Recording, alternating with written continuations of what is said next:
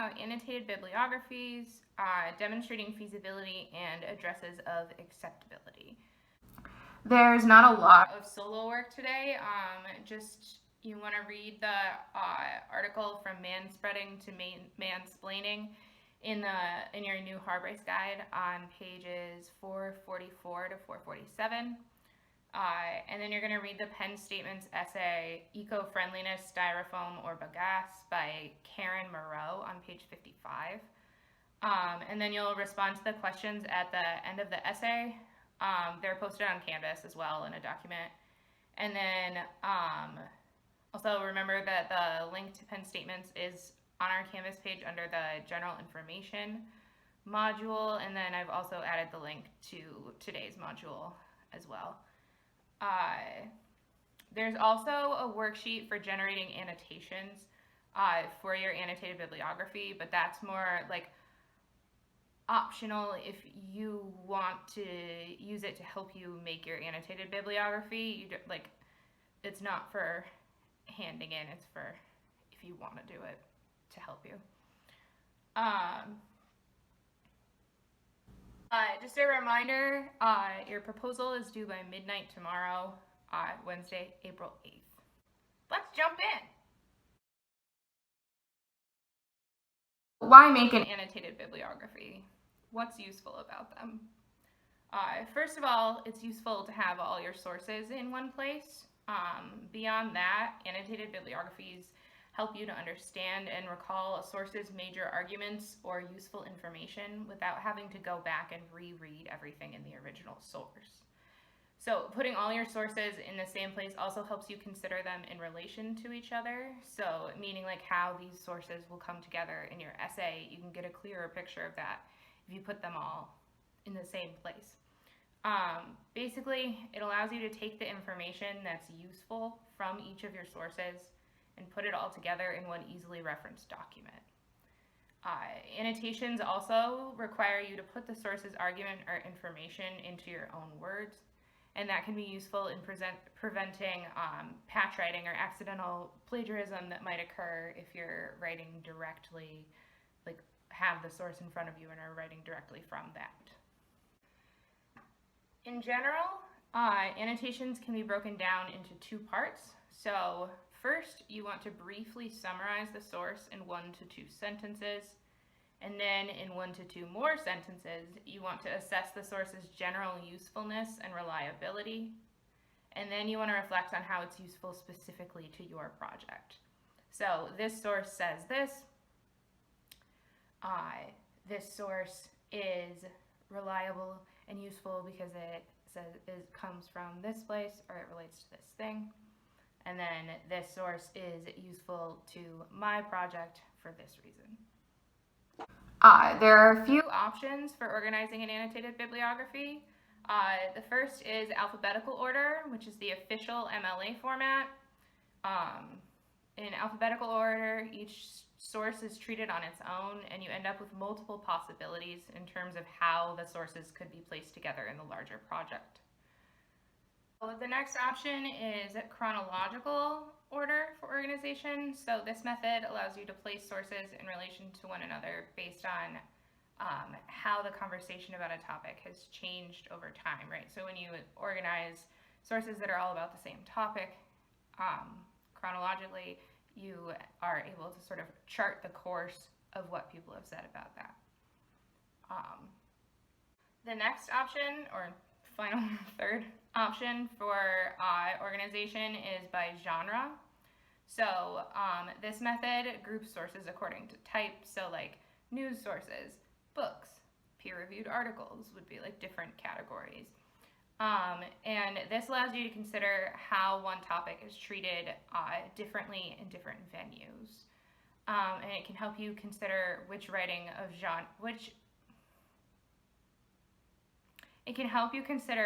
genre of writing to imitate if you want to meet your chosen audience successfully. So that's annotated bibliographies. Let's move on. Remember, demonstrating feasibility means showing your audience that your solution is possible and practical to implement.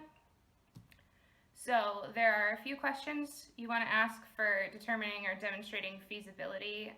A more simplistic version of these questions is in that proposal framework that's in like each of the modules for this unit. The first question you want to ask is the solution possible? So, right, this is the most basic component of feasibility. Can this thing, in the broadest possible sense, be done? Next, what does it cost? A solution might cost money, it might have environmental costs, social costs, psychological costs, etc. Is there a way to offset the costs? So this is where you might discuss benefits and how those benefits outweigh the costs, or how the costs could break even over time, you know? Is it currently legal? Is it a timely solution? Meaning, is this the right time to enact the solution, and is your solution appropriate to the current moment? And also, is your solution able to be implemented fast enough to address the problem soon enough? Like before it's too late. Is there personnel to enact the solution? Who exactly is going to or could implement this solution? Will there be public outcry about this solution? So what is or will likely be the public opinion on this solution? Can you anticipate and address potential counter-arguments? And then finally, what's the first step in enacting the solution? This is a nice question to answer in your conclusion. More to come on conclusions in Thursday's lecture. We're going to use the article From Manspreading to Mansplaining, 6 Ways Men Dominate the Spaces Around Them, as an example to walk through the questions for demonstrating feasibility. The article is on pages 444 to 447 in your new Harbrace guide. This is an essay by Jamie Utt, which was originally published in the online magazine Everyday Feminism on September 1st, 2015. If you haven't already, maybe pause this video and take a few minutes to read over the article. If you're familiar with the article, it'll be easy to follow along as I walk through the example. So I imagine some of you aren't necessarily buying what this article is selling. If that's the case, that's fine. You don't have to be convinced by it, just sort of take it on the surface structural level as an example to walk through demonstrating feasibility.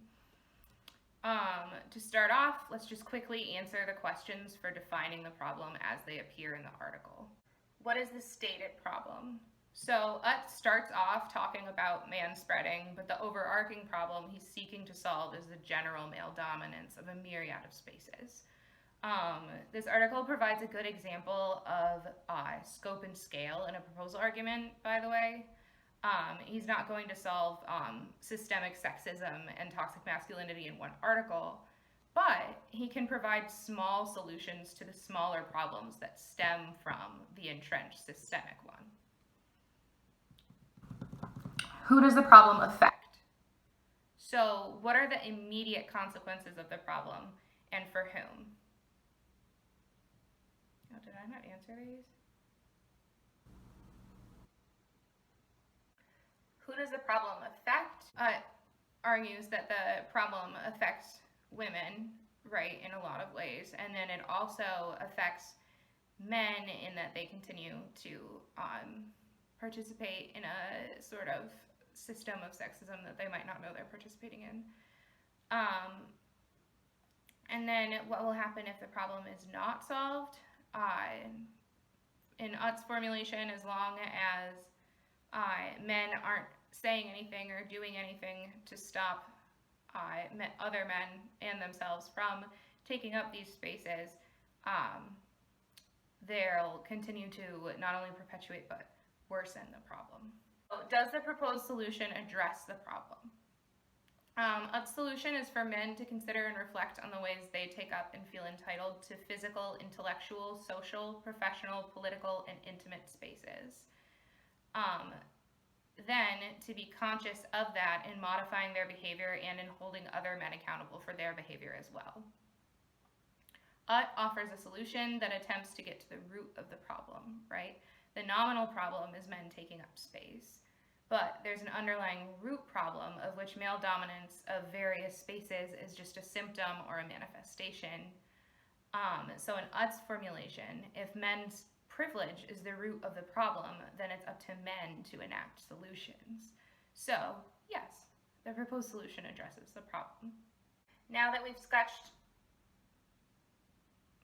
out Now that we've sketched out Utt's definition of the problem, let's consider the questions for determining or demonstrating feasibility. So, is the solution possible? Yes. Men can, or could in the literal sense, make a conscious effort not to take up so much space. What does it cost? It doesn't cost money, right? But it doesn't have environmental costs, but there are social costs. Men have to let go of some of the power that they're so used to having that they don't even notice that they have it.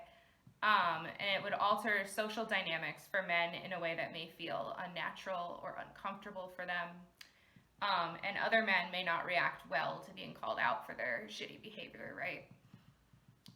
There might be psychological costs, right? It takes a psychological effort to acknowledge privilege in the first place. And then continuing to be conscious of that privilege and adjusting your behavior requires psychological energy as well. Is there a way to offset the costs? Well, there's the benefit of a more equitable society, and then the alternative is that women continue to pay the price for the problem.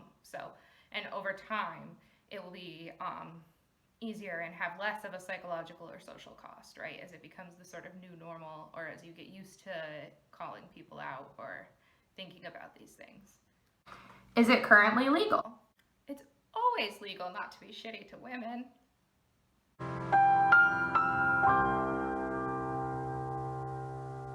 Is it a timely solution? Utt demonstrates the timeliness of the solution by pointing out the harm that's caused by not addressing the problem. So remaining silent perpetuates the problem, which means not acting now not only contributes to the problem but makes it worse. He demonstrates that the solution is appropriate to the current moment by acknowledging that systemic sexism might be too big of a problem for any one person to solve, and instead offers a place to start. So, is there personnel to enact the solution? So, men, often subconsciously, are perpetuating the problem, right? So, he calls on men to address the problem. There's plenty of those. There's personnel to enact the solution. Will there be public outcry about this solution? Well, I mean, anytime that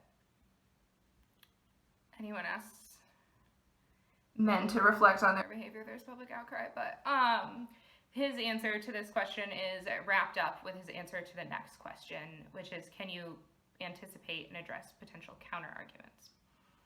So he anticipates that people might say that there are more important issues to focus on, quote, than how much space men are taking up on the train, close quote, and responds that these people are, quote, missing the point. And that, quote, we as men should call out manspreading not because it's the worst form of sexism, but because it's a symptom of the sickness that is toxic masculinity. So he's getting ahead of the argument that there's other things to be worrying about. So what's the first step in enacting this solution? In keeping with what I said earlier about this question, Utt answers it in his conclusion with, quote, we need to take responsibility for how we are complicit in those systems. A simple place to start, be more aware of how much space we're taking up and call on other men to do the same. So I also want to briefly touch on something that Utt does really well in this article, which is building common ground and establishing his ethos. Utt is addressing men as his rhetorical audience, and he does a masterful job of establishing common ground and building ethos with them. Broadly, he establishes common ground by admitting that he is and has been a contributor to this problem. He's not separating himself from other men and claiming that he's better than them or condescending to them in the article, right? He's instead turns it into a shared problem among men, including himself. So he does this in a couple ways. The first way he does it is by using we and us instead of you or them, right? He's especially careful to do this in sentences where he also uses the word men to indicate, right, that he's including himself in that group. For example, quote, many men's voices tend to be on the louder side, but that doesn't mean that we are incapable of regulating our tone of voice, so we aren't dominating a room with our booming baritone. The other way he does this, and this is also a way that he establishes his ethos, is by using personal examples of his own behavior to illustrate the concept of male entitlement to spaces. So, right, he starts the essay off with an example of his own manspreading. And he talks about how he's thoughtlessly dominated physical space on the dance floor and how he's taken up intellectual space when he's talked down to women about women's issues. And there are other examples too. I'm not going to run through all of them. So building this common ground in relation to contributing to the problem makes him more credible and convincing when he includes himself in the solution, right? So he's saying, I'm part of this problem. I'm appealing to you. Now we'll solve the problem together. So it doesn't feel like an attack when he says men should do this, because the reader or audience already knows that he's including himself when he says that, right? So we need to take responsibility for how we are complicit in those solutions. Be more aware of how much space we're taking up and call on other men to do the same. We all contribute to this problem, right? So it is our responsibility to solve it. So, because he's willing to identify himself with his audience as part of the problem, the audience is more willing to identify with him in enacting the solution he proposes. So, just sort of a nice example of that sort of common ground type stuff. Remember, the fourth basic component of a proposal argument is a direct address of acceptability to the audience. There are three types of arguments for acceptability. There's argument from consequence, argument from precedent, and argument from principle. An argument from consequence claims that if X is or is not done, then Y cannot follow, or that if X is or is not done, then Y negative consequence will result. So, for example, if men continue to dominate and control various spaces, then sexism in those spaces will never be resolved. Or, if men do not reflect on, recognize, and speak out against male dominance of various spaces, then systemic sexism will never be resolved. Or, as long as men remain silent on male dominance of myriad spaces, they will continue to be complicit in perpetuating systemic sexism. An argument from precedent claims that X will work in this situation because it has worked previously in Y situation. So, we know that social distancing and testing as many people as possible will quickly flatten the curve for COVID-19 in the United States because it worked in South Korea. Finally, an argument from principle claims that X is a good idea because it matches up with our sense of what is right. So, arguments from consequence and arguments from precedence are more logos-based appeals, while an argument from principle will probably be more pathos-centered. So this is the sort of appeal that Utt makes at the conclusion of his article, right? Because in the end, male entitlement isn't just about the behaviors of individual men.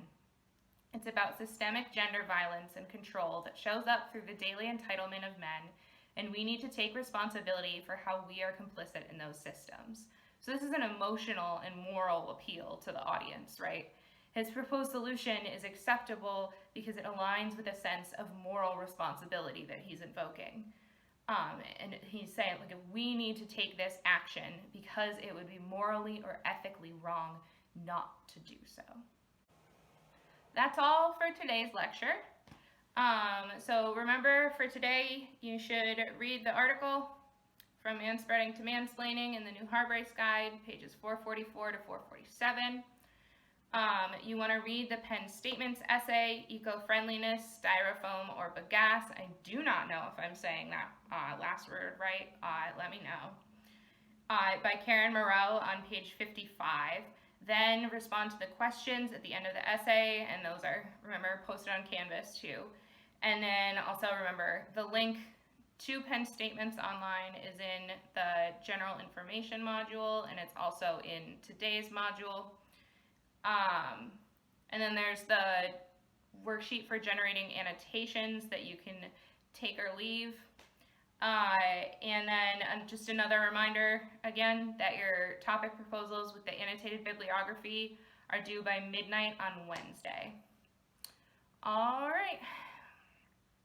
Bye.